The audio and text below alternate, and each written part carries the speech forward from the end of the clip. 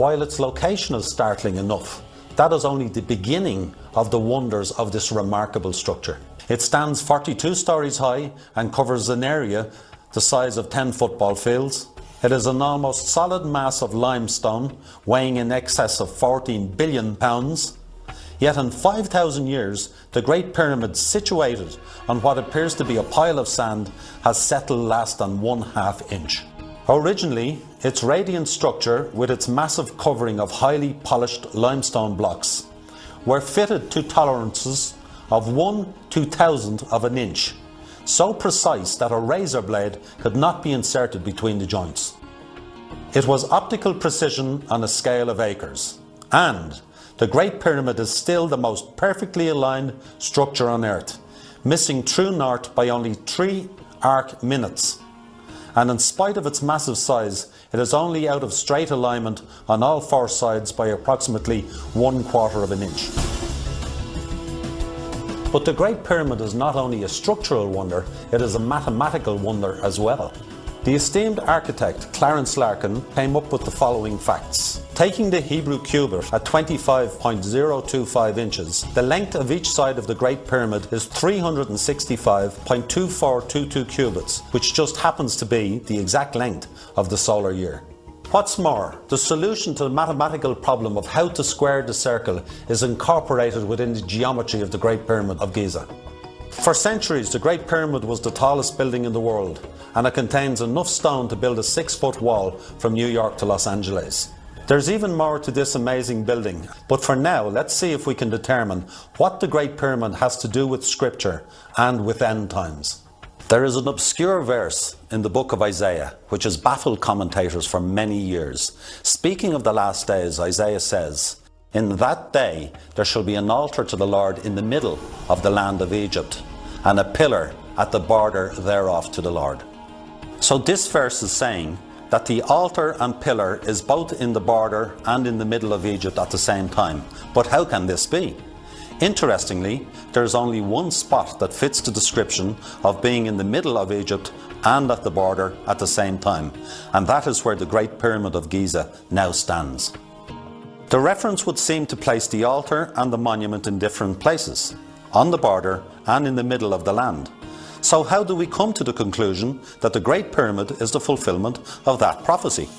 As it turns out, the Great Pyramid of Giza is the only monument that fits this qualification of being in the middle of the land of Egypt and at its border at the same time, but only if we have an understanding of ancient geography.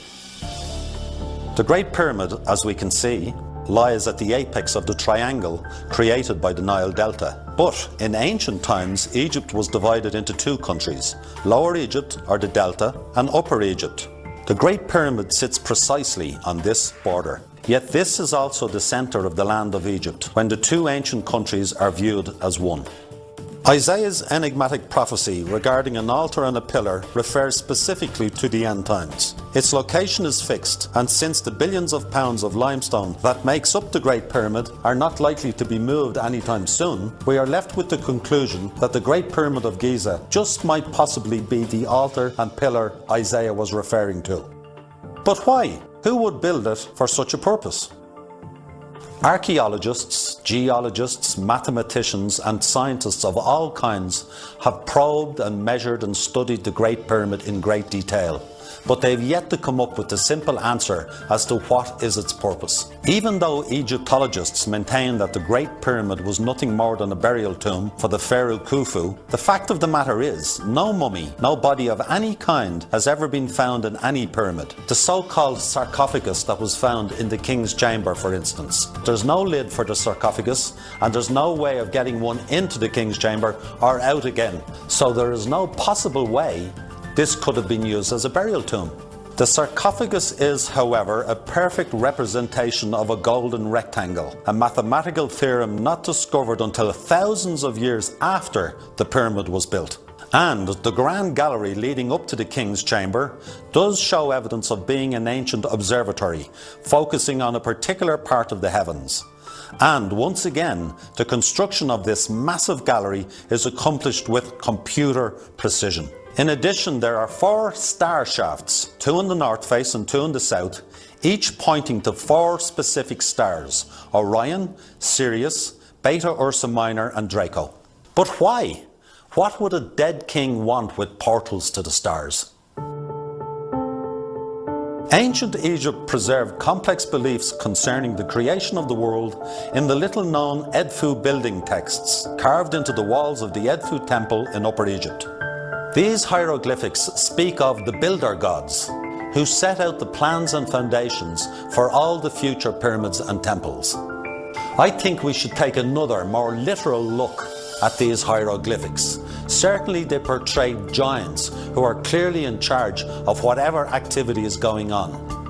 Could it be that these giants are none other than the offspring of the Nephilim, the fallen angels of Genesis 6, which were thrust down to earth with Lucifer? The scripture describes them as men of great renown as well as giants. Only they had the knowledge, skill and power to create an edifice that would serve as a replica of the heavenly Jerusalem from which they had just been evicted, with its gleaming polished limestone surface and gold capstone.